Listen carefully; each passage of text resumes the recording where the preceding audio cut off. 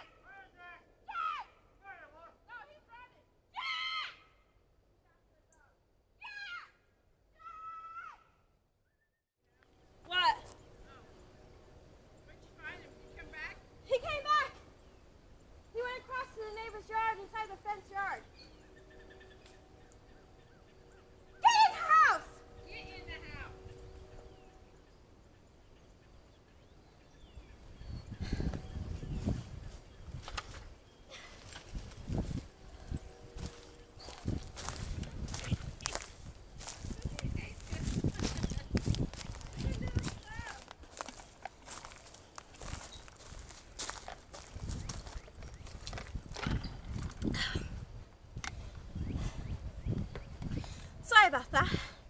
Jack decided to chase the neighbor's dogs, leave the property. If anybody knows, anybody who has spare fencing, wiring, iron, let me know. I might need it.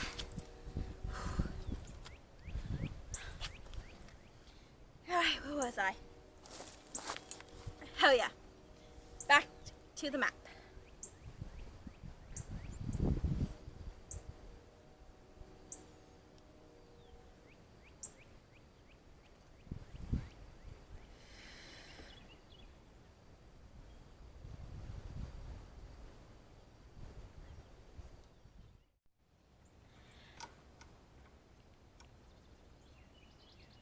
That is the calmest you're ever going to see them.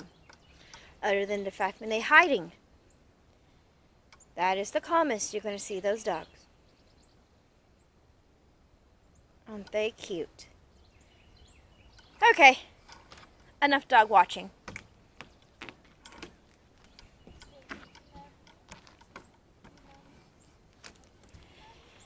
Okay, everybody. Welcome back.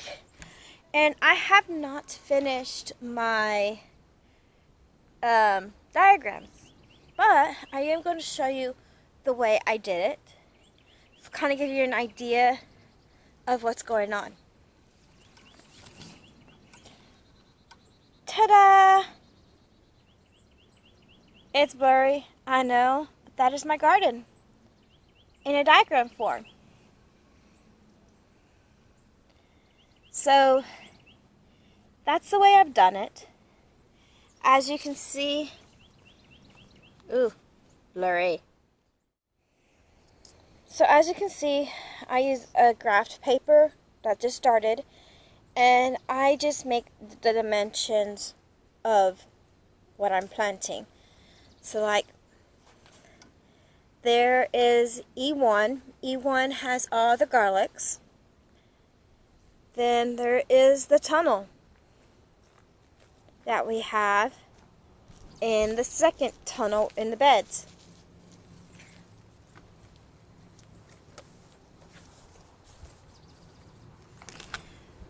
So the way I do this is, like, this is the potato hedge. It's everything that's the potatoes.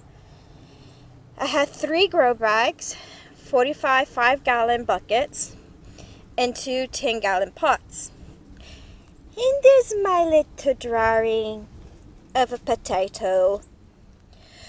I also said when they were planted, and then from there I leave all this blank space so I can write stuff down, like if it gets blight, if something happens, if something ants get into it, or when we start pulling, we can break down the poundage that we get, or what we get. So that is the whole plan and idea.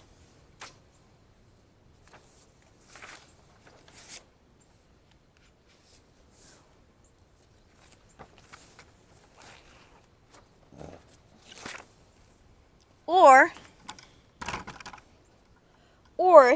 it could be busy as something as this. This right here is one of the raised beds. And as you can see, it's color-coded. Pink means there's a trellis there. But it's color-coded. And I have a key right there. The keys match up with the colors and when they were planted. And of course, I have all this blank space to represent stuff I can, I have all this blank space so I can write.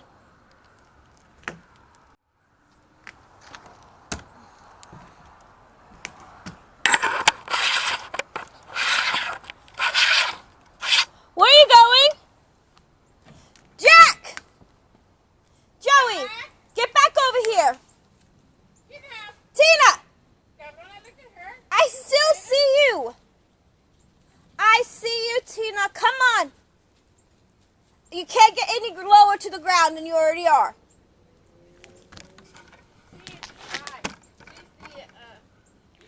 Do you see it? We are playing a quick game of Find the Tina. Do you see it? Let's see. I can't see her. She's a spy. You see that little brown turd right there? She's a ninja, though.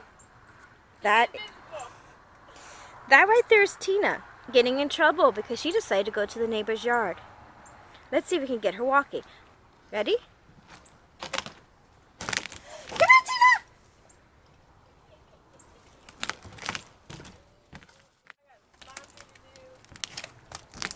on, Tina! All right, ladies and gentlemen, this is Tina. Tina, have you been a bad girl? Did you or did you not go into the neighbor's yard? Do we have to put up a fence? The answer is yes, we have to put up a fence. Neighbor got a new dog. The dog thinks he owns all of Lawson. We have a couple of stray dogs that do that. But this one and the German has decided they were going to try to make friends. They don't make friends easily, do you? She thinks she's at least 150 pounds and can attack. Small dog syndrome, right here. All right. So as I would say, that is the way I do my maps, my diagrams, my drawings, my schematics, whatever you want to call them. And the reason why we do that is because my mother plants. When she plants, she just throws things out there and can't remember what it is or what it is until it starts bearing fruit. And when that happens, yes, just like the patty pan from last year, it was put in the middle somewhere and it just took off. She enjoyed it. So I started to do the schematics and the drawings, and then of course I leave the space so I can write down what we harvest from it, when we got the first harvest, or if there was any damage to it, what type of bug attacked it, things like that that we can reference for the years to come. Everybody does their drawings differently. Everybody does their schematics differently. I do whatever that's called. I think it's blocking is the style. It is something I picked up in the military, the dots type. Whenever I had to draw lines, draw pipes, draw connections, that's what I used.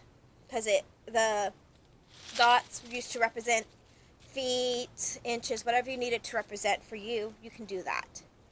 So everybody does it differently. And if you're doing a garden, one of the mistakes is not knowing what you planted, mother.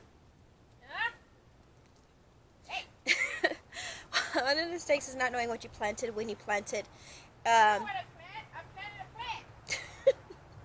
She said she planted a plant. So what you planted, when did it come to, or when did you transplant it into the ground? And when it started bearing fruit. It's just things that you need to know, because sometimes I know an ox heart will not bear fruit. An ox heart tomato will not bear fruit until June or July here. And if it does bear fruit, you may be lucky to get 4 or 5 tomatoes out of it. Because my mom goes, that's why I did a whole row. 6 tomato plants. But that's why we figure out that that's what it is. But we know that the cherry tomatoes, those are going to be the first things that are going to be ready to go in early June, maybe late April, depending on how hard it gets here. Last year, the season was quite bearable, or unbearable, and it came early. Right now, we're sitting between our low temps are still in the 40s and 50s, while our high temps are anywhere between 60s and 80s. It got up to the 80s today where I'm at. No cloud cover will do that. But also because of no cloud cover, the temps are going to drop. And that's stuff that you need to know. I even have a page for weather, if when we receive participation, how much of it we received, that will help with the watering that we do, because I am here in Texas, and a rule of thumb for Texans, growing anything outside, including grass, is you kind of have to water every day. But they lie. Weatherman lie. They don't lie, it's just too hot. So they say it's gonna rain, and then it don't rain. So yeah, so you gotta water every day, even if it says it's going to rain. Like I said last time, there is no guarantee that it's going to rain. But it does snow. He got snow right one time, Mom. He said snow once, and it actually happened. He must have been talking to Olaf. So I'm going to let y'all guys go. I just wanted to show you one of our preps for the garden. Is making maps or schematics. I like to call them schematics. Even though I know that's not what they're called, because it is technically a drawing, because I don't think it's considered a schematic, because that's something totally different. But that's what I'm used to calling it. But that is my garden layout to help guide me in the future. So I won't be calling a cherry tomato a bumblebee tomato, a super sweet tomato. Two different types. To her, a cherry tomato is a cherry tomato is a cherry tomato. Unless it's an ox heart, then an ox heart is an ox heart, and everything else doesn't matter. So I'm gonna let y'all guys go. Get outside, enjoy the world. If you can't, that's okay. Open a window. There's plenty you can do inside. Start a little green garden inside the house. That's something I want to do this coming up winter, is see if I can grow stuff inside the house. Not even if there's fruit, just greenery. But if you do it, enjoy it. If you have a windowsill you can grow strawberries on, do it. Just start up something, get outside, go for a hike, go for a canoe ride. Whatever it is, get outdoors and enjoy it. Because we're only going to have this weather for so long, especially here in Texas. Other than that, this is Tasha Martinez. I'm signing out. You guys be safe, and I will see you out there.